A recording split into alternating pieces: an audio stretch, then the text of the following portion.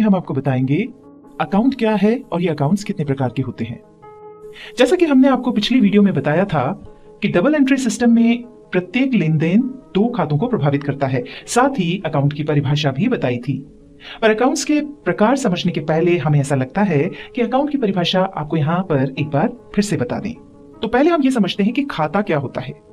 जब किसी व्यक्ति विशेष, वस्तु, सेवा या आय व्यय इत्यादि से संबंधित समस्त लेन देन एक निश्चित स्थान पर तिथिवार और नियमानुसार रखे जाते हैं तो उसे उसका खाता यानी अकाउंट कहते हैं। किसी भी खाते के दो पक्ष होते हैं, डेबिट साइड यानी नाम पक्ष और क्रेडिट साइड यानी जमा पक्ष। डेबिट साइड बाईं तरफ होता है और क्रेडिट साइड दाईं तरफ होता है। हम इसे एक उदाहरण से समझ लेते हैं। जैसे हमने राम से 1 लाख रुपए उधार लिए और टुकड़ों में उसे वापस चुका दिए। देखिए, राम का खाता कुछ इस तरह से दिखेगा। यहाँ पर आप देख सकते हैं, जब हमें राम से रुपए प्राप्त हुए हैं तो हमने उन्हें क्रेडिट साइड में लिखा है और जब हमने राम को रुपए वापस किए हैं तो उन्हें डेबिट साइड में लिखा है। खाते 3 प्रकार के होते हैं। व्यक्तिगत खाते यानी पर्सनल अकाउंट्स। व्यक्ति, संस्था या उनके प्रतिनिधि से संबंधित खातों को व्यक्तिगत खाते कहते हैं। इन्हें 3 श्रेणियों में बांटा गया है। पहला है प्राकृतिक या स्वाभाविक खाते यानी नेचुरल पर्सनल अकाउंट्स।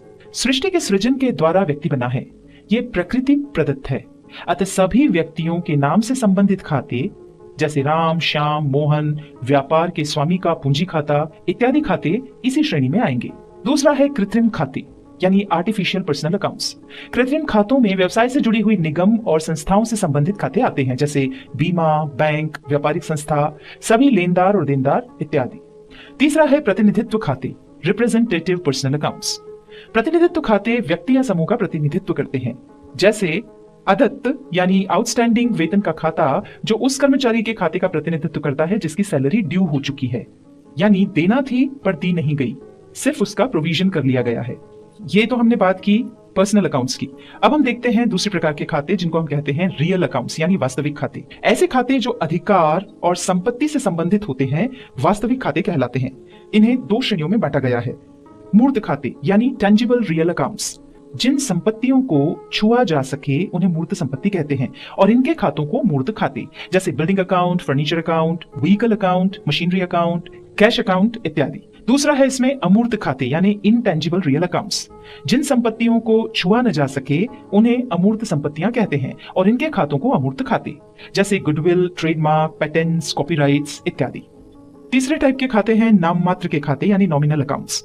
ऐसे खाते जो इनकम, एक्सपेंसेस, प्रॉफिट और लॉस से संबंधित होते हैं नॉमिनल अकाउंट्स कहलाते हैं, जैसे कि purchase account, sales account, interest account, discount allow, discount receive, salary account, depreciation account, advertisement expenses, insurance account इत्यादि।